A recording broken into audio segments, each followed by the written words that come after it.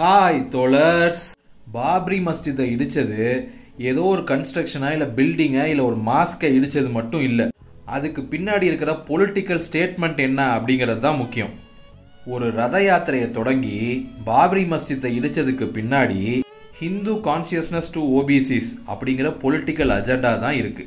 ஏன்னா அன்னைக்கு விபி சிங் மண்டல் கமிஷனை இம்ப்ளிமெண்ட் பண்ணதுக்கு அப்புறம் எங்க ஓபிசிஸ் எல்லாம் கன்சாலிடேட் ஆயிடுவாங்களோ அப்படிங்கிற பயத்துல இந்த ஹிந்துத்துவா கூட்டம் ஓபிசிஸ் எல்லாம் ஹிந்து மயமாக்கி முஸ்லிம்கள் தான் நமக்கு எதிரி அப்படின்னு கட்டமைக்கிறதுக்கான ஒரு முயற்சி தான் இந்த பாப்ரி மஸ்ஜித் டெமாலிஷன். இந்த அடிப்படை அரசியல் அறிவு கூட இல்லாம தான் இன்னைக்கு பெரும்பான்மை ஓபிசி மக்கள் இன்னைக்கு ராமர் கோயில் திறக்கிறத கொண்டாடிக்கிட்டு இருக்காங்க. பாப்ரி மஸ்ஜித் டெமாலிஷனுங்கிறதும் இன்னைக்கு இனாகிரேட் பண்ணப்படுற ராமர் கோயிலுங்கிறதும் முஸ்லிம்களுக்கு எதிரான பொலிட்டிக்கல் ஸ்டேட்மெண்ட் மட்டும் இல்ல, ஓபிசிஸோட உரிமைகளுக்கும் வாய்ப்புகளுக்கும் வரலாறு நெடுக அளிக்கப்பட்ட அநீதிகளை மறக்கடிக்க செய்யற ஒரு நிகழ்வு. இதை பத்திலாம் பேசி வீடியோ போட்டா அந்த வீடியோ கீழே வந்து உனக்கு எங்க எரியுது, நீ ஒரு முஸ்லிம் கைகூலி, நீ பாகிஸ்தானுக்கு போ, நீ ஒரு ஹிந்து விரோதி, அப்படி இப்படின்னு நம்மளை கெட்ட வார்த்தையில திட்டுறாங்க.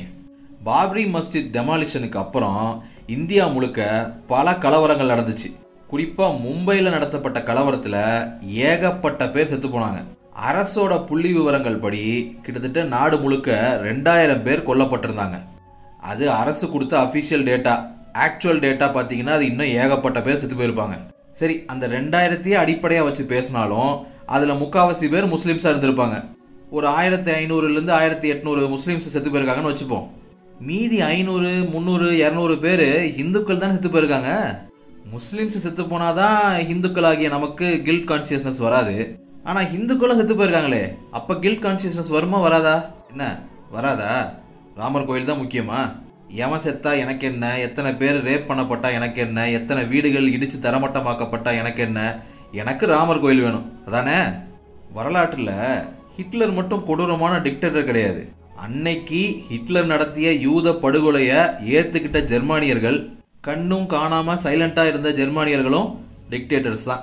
உடனே ஒரு கூட்டம் வரும், அங்க முஸ்லீம் நாட்டுல நடக்கலையா, அங்க கிறிஸ்துவ நாட்டுல நடக்கலையா, எல்லா இடத்துலயும் தான் ஜெனோசைட் நடக்குது, நீ என்ன இந்துக்களை மட்டும் குறை சொல்ற அப்படின்னு தூக்கிட்டு அவன் கொலை பண்றான், இவன் கொலை பண்றான், அதனால நானும் கொலை பண்ணுவேங்கிறது எவ்வளவு கேவலமான முட்டாள்தனமான வாதம். அப்புறம் இந்த நாட்டுல சட்டப்படி என்னை ஹிந்துன்னு தானே சொல்ற, நான் கேள்வி கேட்பேன்.